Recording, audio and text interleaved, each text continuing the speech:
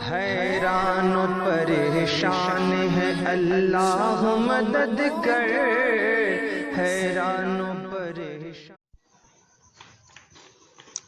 الحمدللہ رب العالمین والصلاة والسلام علی اشرف الانبیاء والمرسلین وبعد۔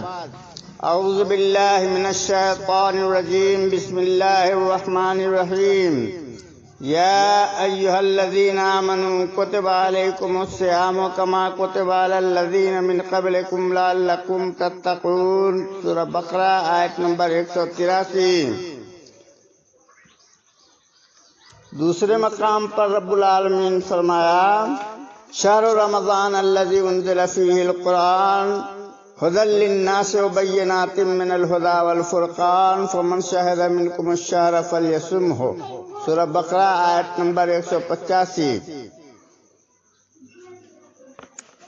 معزز سامعین و سامعات، اللہ کا بڑا کرم اور احسان ہے کہ ہم پر بابرکت مہینہ سایہ فگن ہو چکا ہے۔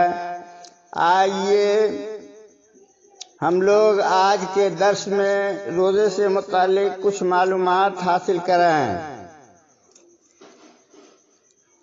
اور سب سے پہلے یہ معلوم کریں کہ کتاب و سنت اور اجماع کی روح سے رمضان کے روزے فرض ہیں۔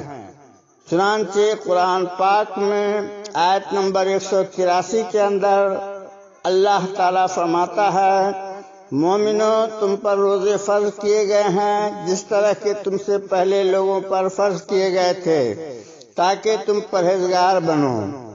پھر فرمایا آیت نمبر 185 میں، رمضان وہ مہینہ ہے جس میں قرآن اتارا گیا لوگوں کے لیے ہدایت بنا کر، اور جس میں ہدایت کی کھلی نشانیاں ہیں اور جو حق و باطل کو الگ الگ کرنے والا ہے۔ تو جو کوئی تم میں سے اس مہینے میں موجود ہو چاہیے کہ پورے مہینے کے روزے رکھے۔ جہاں تک سنت کا تعلق ہے تو نبی کریم صلی اللہ علیہ وسلم نے فرمایا، اسلام کی بنیاد 5 امور پر ہے۔ یہ حدیث صحیح بخاری 8، صحیح مسلم 45۔ اسلام کی بنیاد 5 امور پر ہے، جن میں سے پہلا گواہی دینا کہ اللہ کے سوا کوئی معبود نہیں اور محمد صلی اللہ تعالی علیہ وسلم اللہ کے رسول ہیں۔ دوسرا نماز قائم کرنا، تیسرے نمبر پر ہے زکوٰۃ ادا کرنا، اور چوتھے نمبر پر ہے رمضان کے روزے رکھنا، اور 5ویں نمبر پر ہے بیت اللہ شریف کا حج کرنا۔ معزز سامعین و سامعات، سیدنا طلحہ بن عبید اللہ رضی اللہ عنہ کی حدیث میں ہے کہ ایک آدمی نے کہا، یا رسول اللہ مجھے بتلائیے کہ اللہ نے مجھ پر کون سے روزے فرض کیے ہیں؟ فرمایا ماہ رمضان کے۔ عرض کی اس کے علاوہ بھی؟ فرمایا نہیں، الا یہ کہ نفلی روزہ رکھو۔ دیکھیے صحیح بخاری 46، صحیح مسلم 11۔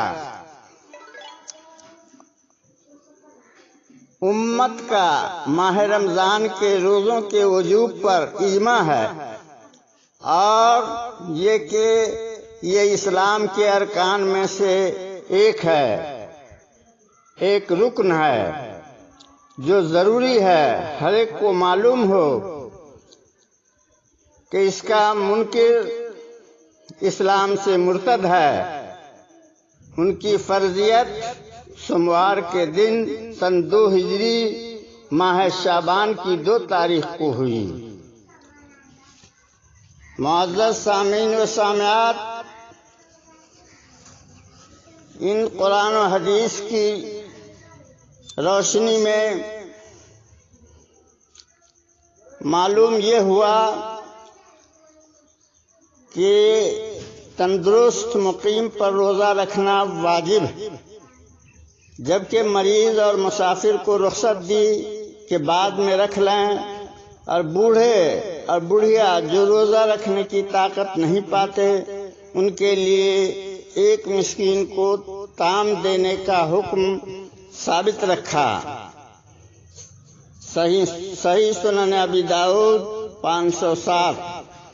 جس مرض کی وجہ سے ترک روزہ کی اباحت ہے یہ وہ ہے جو شدید ہے، اور روزہ رکھنے کی صورت میں اس میں اضافہ ہو سکتا ہے یا شفا یابی مؤخر ہو سکتی ہے۔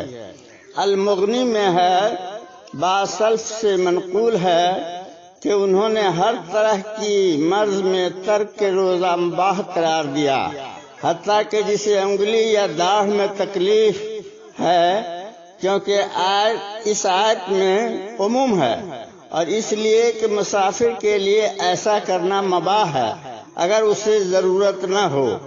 ایسا کرنا مباح ہے، واجب تو نہیں۔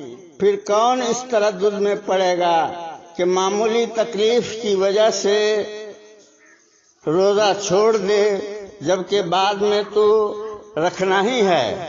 معزز ناظرین و ناظرات، غور سے سماعت فرمائیے۔ اب ہم شیخ صالح العثیمین رحمہ اللہ کا فتویٰ بیان کرتے ہیں۔ وہ فرماتے ہیں کہ بعض امراض سے روزہ متاثر نہیں ہوتا، مثلا زکام یا ہلکا سر درد یا دانت کا درد اور اس جیسے دیگر امراض۔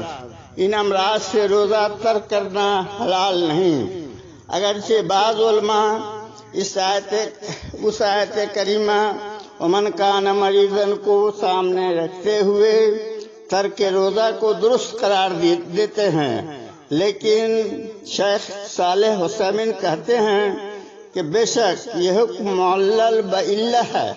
وہ یہ ہے کہ اگر روزہ ترک کرنے میں اس کے لیے آسانی ہو تو ہم کہیں گے کہ روزہ ترک کرنا افضل ہے، اور روزہ رکھنے سے اس کا مرض متاثر نہیں ہوگا تو اس پر روزہ رکھنا واجب ہے اور روزہ چھوڑنا جائز نہیں۔ دوسری حالت یہ ہے کہ جب روزہ اس پر شاق ہو مگر اسے تکلیف نہ پہنچائے تو روزہ رکھنا یا ترک کرنا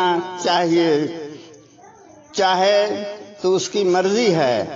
تیسری صورت یہ ہے کہ جب روزہ اس پر شاق ہو اور اسے ضرر پہنچنے کا اندیشہ ہو، مثلا مکمل بیمار آدمی یا شوگر کا مریض یا اس جیسے دیگر امراض ہوں، تو اس صورت میں روزہ رکھنا حرام ہے، یعنی ایسا مرض جو ہلاکت کا سبب بنتا ہو، خواہ وہ شوگر کا مرض ہو یا کوئی اور مرض ہو۔ معزز سامعین و سامعات، آج کا درس بس اتنا ہی۔ انشاءاللہ پھر کل اگر اللہ نے زندگی رکھی تو پھر دوسرا درس ہوگا۔ اس درس کو سننے کے بعد آپ حضرات میرے لیے اور تمام مسلمانوں کے لیے صحت اور تندرستی اور ایمان پر خاتمے کی دعا کریں، اور ساتھ ہی ساتھ آج یہ عالم کے اندر پوری دنیا کرونا وائرس سے جو متاثر ہے اور سارے لوگ اپنے اپنے گھروں میں بند ہیں، اللہ سے دعا کریں کہ اللہ تعالی ہمارے روزہ کو، تراویح کو گھروں کے اندر سب قبول فرما، اور ساتھ ہی ساتھ یہ مہلک وبا جو ہمارے سروں پر ہے، اے اللہ تعالی اس کو جلد سے جلد ختم کر دے اور تمام لوگوں کو آزاد کر دے۔ وباللہ التوفیق، وصلی اللہ تعالی علی نبینا محمد وعلی آلہ وصحبہ اجمعین۔